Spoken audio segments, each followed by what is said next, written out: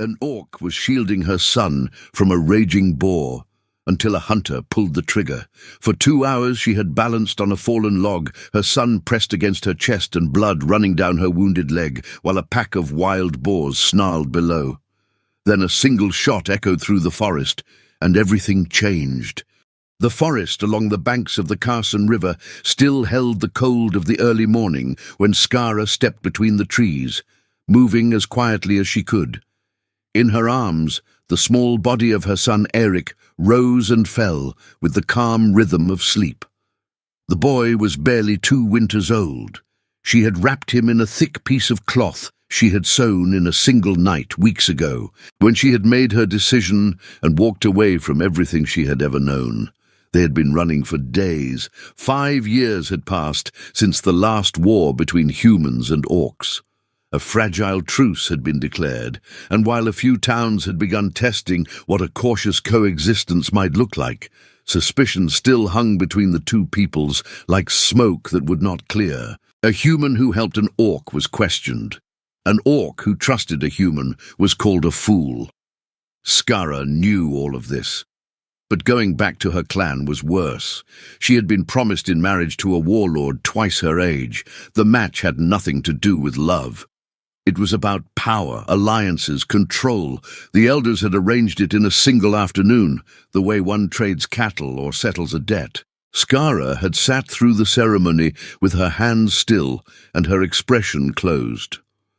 That night she packed a sling for Eric, filled a pouch with dried meat and seeds, and slipped into the dark between the trees. She had not looked back once. On the 3rd morning, she descended to the river's edge to drink. The mist still floated low over the water. She crouched at the bank and cupped water in both hands, careful not to wake the boy. Then she saw the piglet. It was small and muddy, rooting near the reeds. Skara went still. She knew immediately what it meant. Her body understood before her mind caught up. Every hunter and every orc mother knew the rule. A piglet alone means a mother nearby. A mother nearby means danger. Then she heard the first grunt. The boar came out of the brush like a dark wall of muscle and fury. The moment it caught her scent, it charged. Skara spun and ran. The ground shook under the animal's hooves. She pressed Eirik tight against her chest and dodged between roots and low branches, her boots sliding on the damp earth. She saw the fallen log ahead.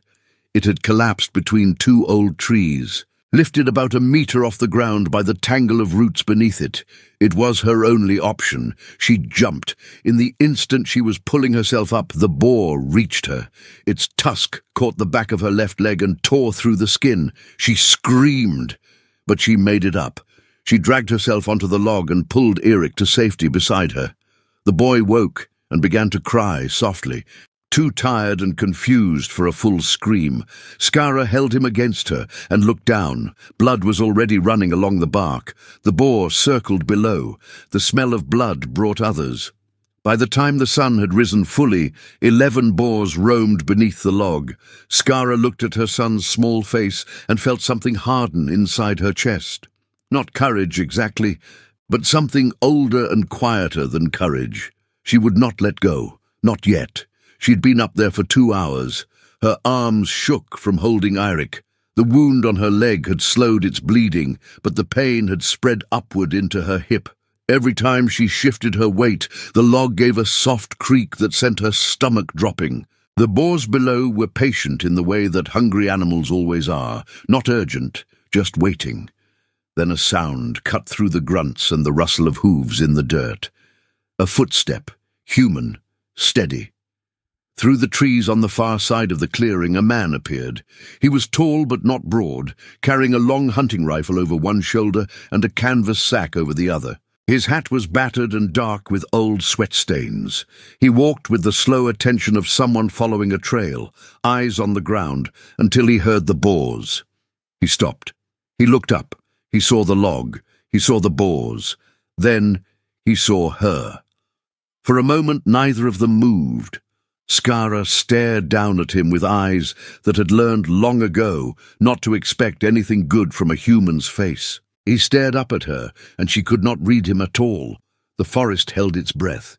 Then he raised his rifle to the sky and fired. The shot exploded through the forest like a crack of thunder. The boars scattered in every direction, crashing through the undergrowth, their hooves hammering the earth. A few stopped at the tree line, uncertain. The man fired again, this time into the dirt at their feet. That settled it.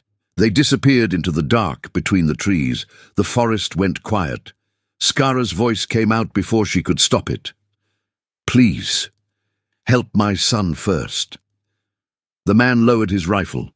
He raised one hand slowly, palm open, a gesture she understood across every language.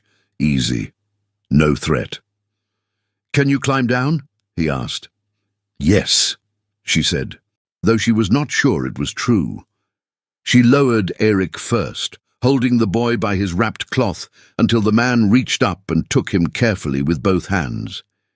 He held the child with the steadiness of someone who understood what they were holding.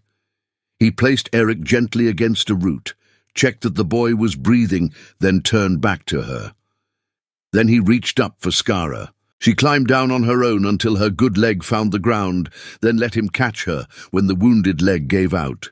He grabbed her arm without hesitation. She nearly knocked him over with her weight, but he held. She looked at him closely for the first time. His name, she would learn later, was Arvid.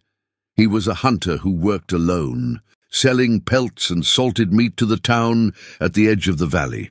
He had no family nearby, no close ties to anyone.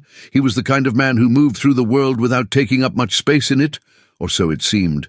He placed Eric on his horse first, then he helped Skara up behind the boy, said nothing about the blood soaking into the horse's flank, and led them slowly out of the forest. The walk back to his cabin took over an hour. The trees thinned gradually, and then the land opened into a dry, rock-strewn field before the first fence posts appeared. By the time the small wooden cabin came into sight, Skara's eyes were half-closed with exhaustion and blood loss. Inside, Arvid set a pot of water over the fire and pulled dried herbs from a shelf without asking any questions. She watched him work and thought, "This man does not know who I am. He is helping me anyway." That thought sat in her chest like something she did not yet have a name for. The wound was deeper than it looked. Arvid worked through the night, cleaning the gash with boiled water and packing it with dried yarrow and pine resin, the way the old hunting guides described. He had treated animals before, a dog, a horse, once his own hand after a blade slipped, but not something like this. The cut ran long and ragged across the back of Skara's calf, and every time he pressed the cloth against it, she made a sound low in her throat, but did not pull away. Eric slept on a folded blanket near the hearth, one small fist curled under his chin. By morning, Arvid had done everything he could. He tied the wound closed with strips of clean cloth and told Skara to keep still. She looked at him from the floor mat where he had laid her and said nothing.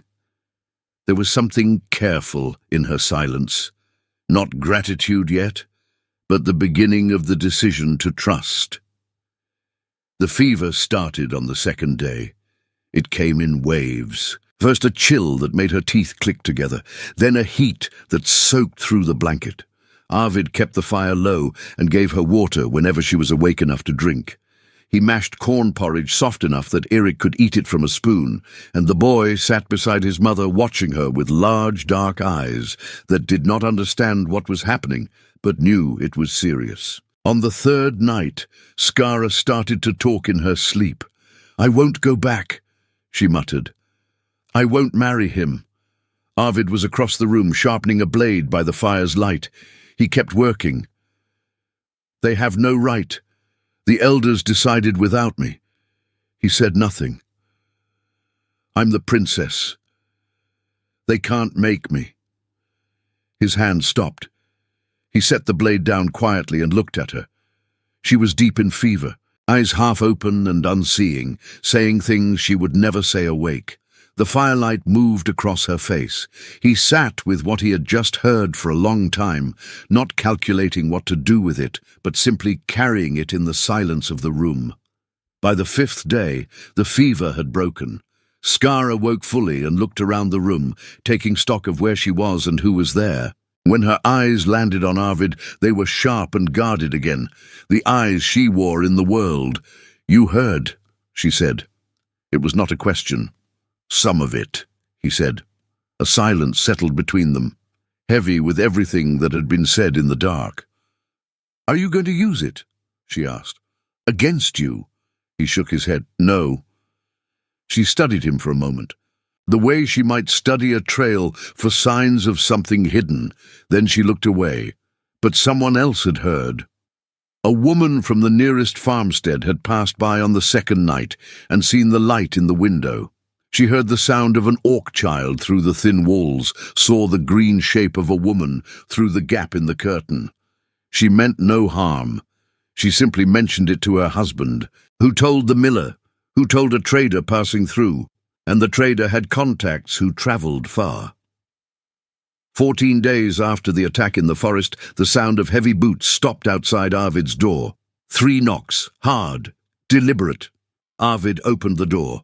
3 orc warriors stood in the yard, tall, armoured in dark leather, curved axes strapped across their backs. They wore the mark of the Broken Tusk clan on their chest straps, Skara's clan. Behind him, he heard Skara rise to her feet. The 3 warriors stood still in the morning light, watching Arvid with the flat, measuring look of men who had not come to negotiate. "We have come for Princess Skara," the tallest one said. His voice was low and unhurried. The way someone speaks when they are confident, the answer will go their way. Arvid stepped back slightly and looked over his shoulder. Skara stood in the middle of the room. She had one hand on the wall to steady herself. The leg still hurt. But her posture was straight, and her expression was closed like a door locked from the inside. "Tell them," Arvid said quietly. She looked past him to the warriors. "I am not going back," she said. The tallest warrior's eyes moved over her slowly. "The warlord has declared the union binding. You left before the final ceremony. Under clan law, you are still his." "Under clan law," she said. "A woman who walks away on her own feet has made her will clear. You know this. The elders do not agree. The elders decided without asking me." A pause stretched between them. "That is their right," the warrior said. "Then this is mine." Arvid watched the exchange without speaking. His rifle was leaning against the wall 2 steps to his left. He did not reach for it, but he had noted exactly where it was. Eric was behind Skara, pressed against the back wall, holding a small wooden figure Arvid had carved for him 3 days before. The boy was quiet, watching the strangers at the door with the careful stillness of a child who has learned that certain moments require it. The warrior looked at Arvid. "Human, step aside. This is not your matter." "She is in my home," Arvid said. "That makes it my matter." The warrior's jaw tightened. "You would shield an orc princess from her own clan. I would shield a woman and her child from being taken somewhere they don't want to go. The truce says both peoples are free. That includes her." The warriors exchanged a glance. Brief, the kind of look that carries an entire conversation in it. Then the tallest one stepped back. "We will return," he said simply. They turned and walked away through the trees without looking back. Skara let out a slow breath. She lowered herself onto the bench by the table and pressed her fingers against her wounded leg. The tension in her shoulders did not fully leave. "They will come back with more," she said. "I know," said Arvid. "You should tell me to leave. It would be easier for you." He picked up his rifle and checked the loading mechanism out of habit, a thing he did when he was thinking. "Where would you go?" he asked. She had no answer for that. He set the rifle down. "Then we figure it out from here," he said. That night, Arvid sat outside on the step until the stars had fully appeared. The forest around the cabin was too quiet, the kind of quiet that means the animals have moved away from something. He was not certain whether the warriors were still close or whether it was simply the cold of the night pressing in. Inside, Skara put Eric to sleep and sat by the dying fire, turning her son's wooden figure over in her hands. A man who had never met her had carried her out of the forest without asking what she was worth or who she belonged to or what advantage might be gained from it. She did not know what to do with that. Not yet. But she was beginning to think about it. They came back on the 9th day, 7 warriors this time. They came in the early afternoon when the sun was high, and there was no shadow to hide in. Arvid heard the horses before he saw them, a slow, deliberate pace, not the hurried sound of attack, but the measured approach of a group that wanted to be seen coming. That was almost worse. He stepped outside. The warriors spread in a loose arc across the yard. Their leader was not the same man as before. This one was older, with grey woven through his long braided hair and a scar that crossed his left eye without closing it. He wore no axe on his back. Among orcs, that meant he had come to speak, or at least to appear to. "Hunter," he said, "I am Broke, second voice of the Broken Tusk clan. The warlord has sent me directly." "I know what you want," Arvid said. "Then this will be short. Hand over the princess. No harm will come to you. We have no quarrel with humans. She doesn't want to go. Her want is not the question. It is to me." Broke studied him with something that might have been genuine curiosity, the expression of a man who had expected many responses and not this one. "You risk much for an orc you barely know. She's not a stranger anymore." From inside the cabin, Skara heard every word. She had told Eric to stay behind the heavy chest in the corner, the one packed with pelts, and the boy had done exactly as she asked without argument. He was learning the shape of danger the same way she once had, slowly and by watching. Skara stepped out into the yard. Brock turned to her with a formal tilt of his head. "Princess." "Don't call me that here," she said. "I left that title in the forest. Your title does not disappear because you wish it. Neither does my choice." Broak held her gaze for a long moment. Then he looked toward the tree line, a slow, deliberate turn of his head. That was when Arvid noticed. Along the edge of the property, between the old fence posts and the woodpile, men had gathered. The blacksmith from town, still wearing his leather apron, a hammer resting at his side. The grain farmer from the lower road, a young man from the livery. Older men who had fought in the border skirmishes years before and had never quite stopped watching for trouble. No one had organized them. They had simply heard the sound of strangers arriving in number and come on their own, the way a community does when it has quietly decided something matters. 22 men in total. The warriors saw them too. The silence that followed had weight to it, the kind of silence where everyone is counting and calculating and deciding whether this is the moment. It was not. "No one here wants war," Arvid said quietly. "Not us, not you either, I think." Broke did not answer that directly. Instead, he looked at Skara one last time. "The warlord will need a formal answer. You understand what refusal means under clan law."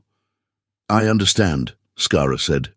"Then speak it plainly so it can be carried back without confusion. I refuse the marriage. I refuse to return. Whatever the elders decide about my standing, that is their right, but I will not go back." Broke gave a short, formal nod, the kind used to close a matter, not to agree with it. "It will be carried back," he said. He turned his horse. The other 6 followed without a word. They rode away through the open land without hurry, and the dust they raised hung gold in the afternoon light long after they were gone. 3 days later, Brock returned alone. He came without weapons on his belt and tied his horse at the far post, the one farthest from the door. Among orcs, that gesture had a specific meaning. This visit is intended in peace. Arvid watched from the window and opened the door before the man could knock. Brock stood on the step with his hands open at his sides. "The warlord has given his answer," he said. Arvid stepped back to let him in. Skara sat at the table, her wounded legs stretched out, her expression already prepared for whatever was coming. Eric played on the floor near the hearth, stacking small stones into towers and knocking them down with great satisfaction. Brok looked at the boy for a moment, just a moment, then sat in the chair Arvid offered. "The warlord will not pursue her further," Brok said. "He has secured a new alliance more suited to his aims." Skara said nothing. "But there is a condition. If she remains outside the clan by her own will, she is formally exiled. Permanently. She loses her title, her bloodline rights, her standing among the broken tusk, everything that was hers by birth." "And Eirik?" she asked. "The boy carries no debt to the warlord. The exile names only you." She looked at her son. He had knocked his tower over again and was laughing at the scattered stones, completely unbothered by the men in the room or the weight of what was being decided above his head. "Then I accept the exile," she said. Her voice was steady. It cost her something. Arvid could hear it, but it did not waver.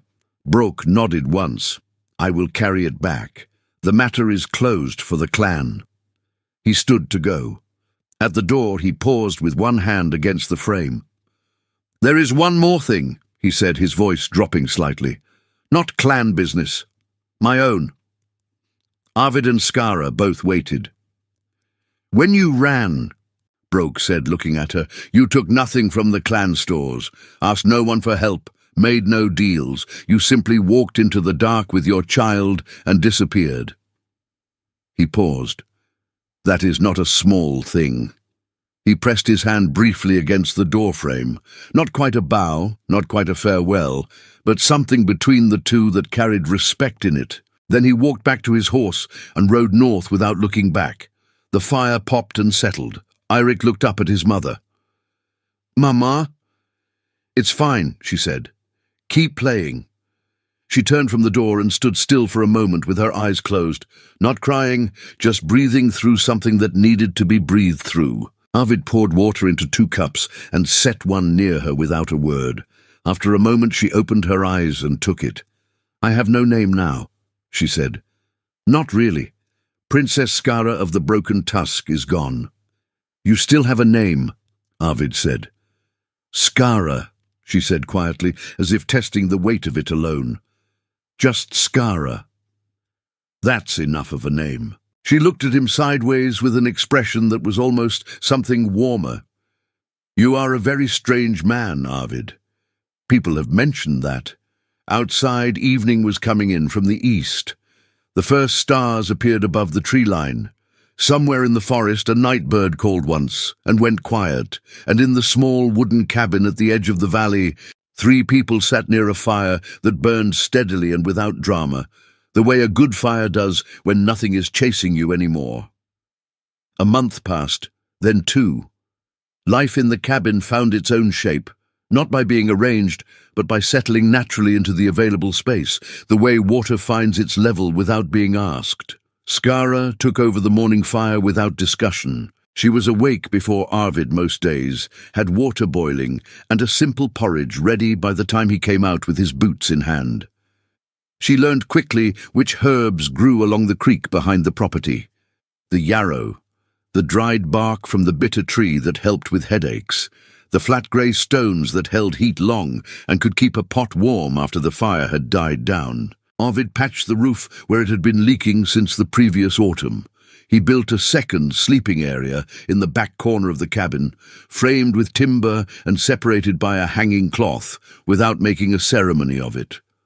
Eric learned the path from the cabin to the creek without getting lost. He learned the names of 3 birds. He learned that if he pressed his ear against the trunk of the old oak at the property's edge, he could hear something moving inside it, and he reported this discovery to both adults with great seriousness.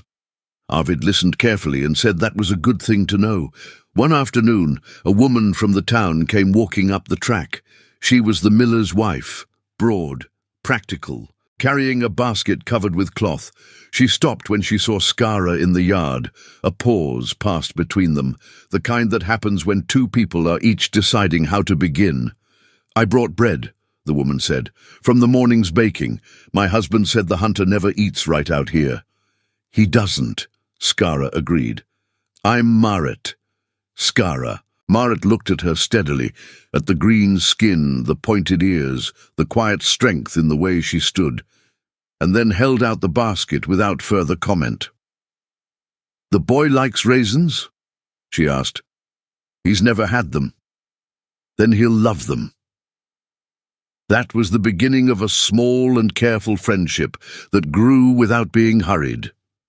Marit came back the following week, and the week after. She did not ask about where Skara had come from or what the marks on her arms meant. She talked about the weather, the price of grain, the way the blacksmith's apprentice had set his own sleeve on fire and was now deeply embarrassed. Skara found herself looking forward to the visits in a way that surprised her. One evening, while Eric slept and the fire burned low, Skara sat across from Arvid and said, "When you heard me say I was the princess, that night, what did you think?" Arvid was quiet for a moment, the way he was always quiet before answering something that deserved a real answer. "I thought it explained why you ran," he said. "People with nothing don't usually run. They have no reason to." "Most humans would have used it," she said. "Some kind of leverage. Most humans have more ambition than I do." She turned that over slowly. "I don't fully understand you," she said. "That's fair," he said. "I don't fully understand most things either." She almost smiled. It was the closest thing to one he had seen. "Thank you," she said, "for all of it, from the beginning." He shrugged once. The way he did when he was not sure what to do with something said, plainly, "You would have done the same." "I don't know that." "I do," he said simply. "I've seen how you are." Outside, the wind moved through the trees, and the cabin held its warmth against the dark. Spring came early that year. The creek behind the property rose with snowmelt from the hills and ran fast and clear for 3 weeks straight. Eric spent every afternoon he could at the bank, watching the water move over the stones with an expression of complete scientific concentration. He was growing visibly now, his small hands more sure, his steps more deliberate. He had taken to following Arvid on short walks to check the traps, carrying a stick he had chosen himself and called his walking tool, and Arvid never once suggested he leave it behind.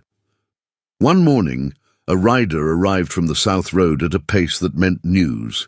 He was young, maybe 17, one of the town boys who carried messages between settlements. He pulled up at the edge of the property and called out without dismounting. Arvid walked out to meet him. The boy handed down a folded paper sealed with wax, the mark of the Valley Council. Arvid broke the seal and read. The message was brief. There had been an incident at the canyon crossing, 3 days' ride south. A small group of orcs from a clan called the Green Shadows had attacked a supply wagon and taken its cargo of iron. 2 men had been injured, no one killed, but the council was convening to discuss what it meant for the truce, and tensions in the meeting room were already running high before it had even begun. Arvid brought the letter inside. Skara read it without touching it, leaning over the table with her hands braced on the edge. "The Green Shadows," she said. "You know them?" "Not well. They were never allied with the Broken Tusk." She straightened slowly. "But if they're taking iron, someone inside that clan is preparing for something. A clan doesn't raid for iron unless they plan to forge with it or trade it fast for weapons already made. The council will use this to argue against the truce.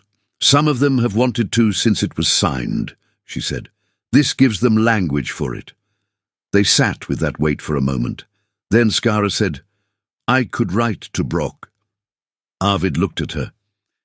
"He is not a warmongering man," she said. "He would know whether this is wider movement or one reckless chieftain acting alone. And he owes me nothing, which means if he answers honestly. You'd contact your former clan. I'd contact the one person in it I believe still thinks clearly." She paused. "If this becomes a larger conflict, my son grows up in burning and blood. I'd rather write a letter." "Write it," Arvid said. "I'll have it sent through the Valley Post." She did. The answer came 12 days later. Measured and direct in Brock's spare handwriting, the Green Shadows had acted on the orders of a young new chieftain trying to establish his name. Two of the clan's senior elders had already disciplined him formally. The iron had been returned. The clan would send written acknowledgement to the Valley Council before the month ended. Arvid carried the letter to the council meeting himself. He sat in the back of the room and said nothing for most of it.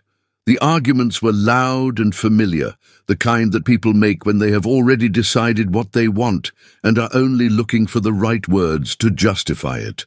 When the motion for retaliation was raised and seconded, Arvid raised his hand and read Brock's letter aloud in full. The room went quiet. The oldest council member, a woman who had lived through the last war and lost people in it, let the silence hold for a moment. Then she said, "If the elders handled it, we let it stand." The motion failed. The truce held. On the ride home, the evening light came low and sideways through the trees and turned the road gold. Arvid thought about the letter Skara had written, how she had done it without hesitation, and what that said about who she had always been, even before any of this.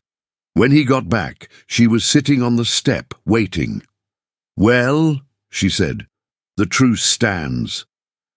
She let out a slow breath, looked up at the dark coming in from the east, and said nothing more. Inside, Eric was showing Marit his stone towers with great enthusiasm. Summer settled over the valley like something that intended to stay. The days stretched long and warm, and the property around the cabin changed slowly as the season moved through it. Skara had planted a row of vegetables along the south wall where the sun held longest, something she had watched done at the edge of her clan's camp years ago, but had never done herself. The plants grew crooked and determined, and she checked them every morning the way Arvid checked his traps, with patience and without expectation, just to see what had changed overnight. Eric was 3 now. He spoke in full sentences, mostly about animals, stones, and the specific qualities of different kinds of mud. He had a habit of walking slightly behind Arvid on their morning rounds, copying his stride with perfect seriousness. Arvid always pretended not to notice. Skara always did. One afternoon a letter arrived, not from the council this time, but from a settlement 2 valleys east. A small community of mixed families, human and orc, who had been quietly building something there for 2 years. They had heard about the hunter's cabin and about the woman who had helped hold the truce together during the Green Shadows incident. They wrote to ask if she would be willing to speak with them. Nothing formal, just conversation. Skara read the letter twice. Then she folded it carefully and set it on the shelf above the fire, where she kept the few things that mattered. "You don't have to go," Arvid said. "I know." "But—" She looked at the letter on the shelf for a moment. "I ran for 2 years," she said. "I'm tired of running. Maybe it's time to see what moving forward looks like instead." They went together. The 3 of them made the journey on horseback over 2 slow days, following the eastern road through the dry red hills and down into the greener valley beyond. The land changed gradually, the dust giving way to darker soil, the scrub to tall grass, the flat horizon to low hills covered in pine. Eric slept in the saddle for most of the second day, leaning against his mother, one hand loosely holding the saddle horn as if even in sleep he wanted to be part of the ride. Arvid and Skara rode side by side and let the silence between them be what it was, easy and earned. The settlement was small and unpretentious, a cluster of buildings around a shared well, gardens in various stages of order, a forge workshop with its door propped open. The people who came out to meet them were varied in the way that places built by choice rather than by accident tend to be. An orc couple with an older daughter, a human family from the borderlands, 2 young orc men who ran the forge and seemed to find everything slightly amusing. They greeted Skara and Arvid with the same uncomplicated ease. Eric found the other children within 5 minutes and did not look back. Skara spent the afternoon talking with the settlement's informal leader, a human woman named Dana, sharp and unhurried, who had been building this place through years of small, stubborn decisions. She asked about the council meeting, about Broke's letter, about the general feeling in the valley. She listened carefully and asked follow-up questions that showed she had been thinking about this longer than the conversation. Skara answered honestly and found that she liked being asked. On the ride home 2 days later, moving back through the hills as the light turned the dust pink and orange, Arvid said, "They want you to come back." "I know. Will you?" She rode for a little while before answering. "Yes, but from here. From the cabin, not from there." He nodded, and nothing more needed to be said about it. The cabin was still standing when they returned, the same small wooden structure at the edge of the forest, a thin line of smoke rising from the chimney because Marit had come by and kept the fire going while they were away. The yard was quiet. The vegetable row along the south wall had grown another inch in their absence. Eric jumped down from the horse before it had fully stopped, ran across the yard and pressed his ear against the old oak. He held very still. Then he turned around with a wide, solemn face. "Still moving," he reported. Arvid smiled. Skara looked at her son, then at the cabin, then at the long line of trees that had once been a place she ran through in the dark, bleeding and afraid, with nothing but her child and the decision she had made. Time passed, and what had once seemed impossible quietly became something simple and true. They were a family, an orc, her son, and a human. In the small wooden cabin at the edge of the forest, the child's laughter mixed with the sound of wind through the trees and the smell of bread warming over the fire. Slowly, fear gave way to trust, and the old suspicion was replaced by the small daily gestures of people who had chosen each other. Because sometimes peace is not about avoiding every fight, but about the courage to protect what you know, deep down, is right. Did you enjoy the story? Subscribe to the channel to watch more stories like this one. Leave a like, it helps the channel a lot. And drop a comment down below. I always read them and use your feedback to make our content better. Thanks so much. Orc-Bound Legacy.